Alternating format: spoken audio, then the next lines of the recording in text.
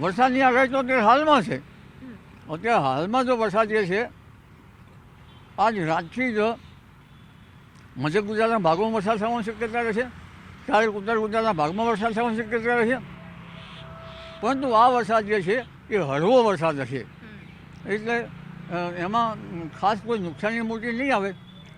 પરંતુ અરબ સાગરના ભેજના કારણે જે વરસાદ થવો જોઈએ એ દક્ષિણ સૌરાષ્ટ્રના ભાગમાં અને દક્ષિણ ગુજરાતના ભાગમાં થશે. એટલે આ વરસાદ જે છે અરબ સાગરના ભેજના કારણે થશે.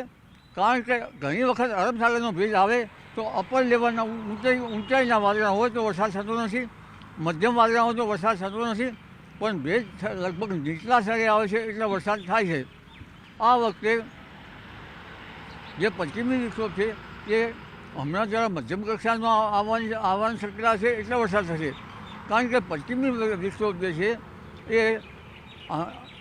એ લગભગ વૈશ્વિક અસર થતી હોય છે.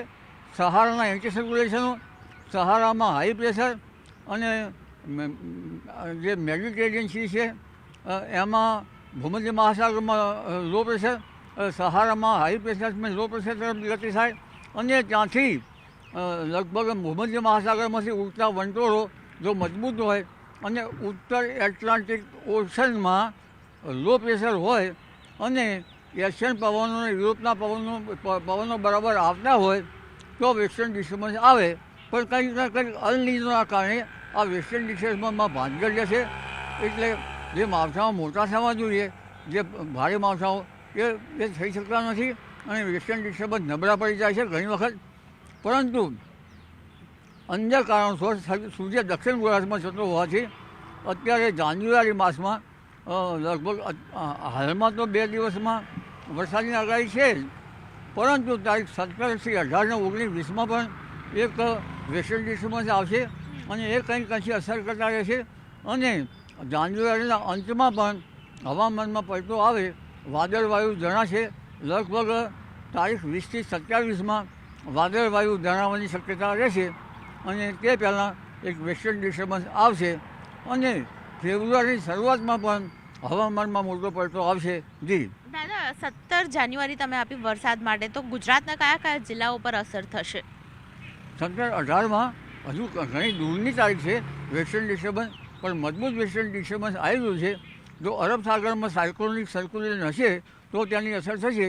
બાકી ત્યાંની અસર ખાસ કરીને રાજસ્થાનના ભાગમાં, પૂર્વ ભારતના ભાગમાં અને લગભગ ક્યારેક મધ્યપ્રદેશના સંલગ્ન ભાગમાં, એટલે રાજસ્થાનના સંલગ્ન ભાગમાં અને મધ્યપ્રદેશના સંલગ્ન ભાગો જે છે, ઉત્તર ગુજરાત, મહેસાણા, પૂર્વ ગુજરાત, લગભગ પંચમહાલ એવા ભાગોમાં કંઈ વાદળવાયુ અને ક્યારેક ગતિવિધિ છાંટા પડી શકે.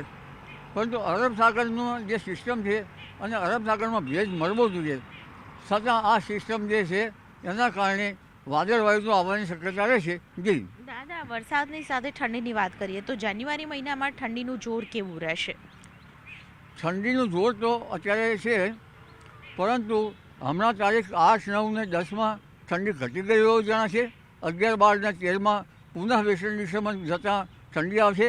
11, 12માં એક વેસ્ટર્ન ડિસ્ટર્બન્સ આવશે જેના કારણે ઠંડા પવનો ફૂંકાશે અને આ ઠંડા પવનો લગભગ ઉત્તરાયણના દિવસે પણ ઠંડા પવનો ફૂંકાશે.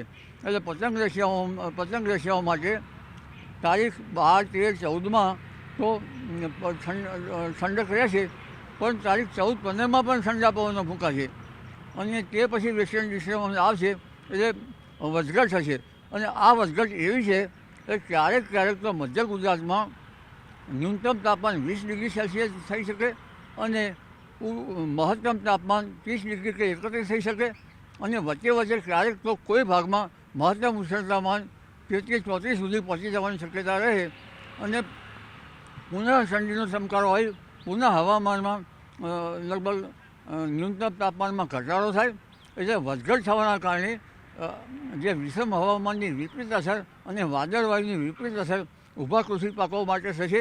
રવિ કૃષિ પાકો માટે એક તો ગસ્ટ વેગ, પવનની ગતિ, બીજું લગભગ આ વાદળવાળું વાતાવરણ, એટલે જીરા જેવા પાકમાં ચરમો આવી શકે અને લગભગ રાયડા જેવા પાકોમાં મોલો આવી શકે અને કપાસ જો ઊભો હોય ક્યારેક કોઈ લગભગ કપાસની સિઝન તો ઘણા ભાગમાં હવે લગભગ પૂરી થઈ જવા આવી છે, પણ છતાં લગભગ જાન્યુઆરી ફેબ્રુઆરી સુધીમાં ક્યારેક કોઈ પાછું કંઈક ઊભું હોય કપાસ તો એમાં ખાખરી આવી જવાની શક્યતા રહે છે. પણ ખાસ કરી ઘણી વખત વરસાદના સ્પેલ વધારે થાય તો અમુક દિવેલા જેવા પાકોમાં ફાયદો પણ થતો હોય છે, પરંતુ આમ થતાં રવિ પાકોમાં રોગ જીવાત આવવાની શક્યતા રહે છે અને પવનની ગતિના કારણે વેલાવાળા પાકો જે છે એને પણ હાનિ થવાની શક્યતા રહેતી હોય છે. એટલે સારી નસીબ બે બાબતો આમાં જોવા મળતી હોય છે.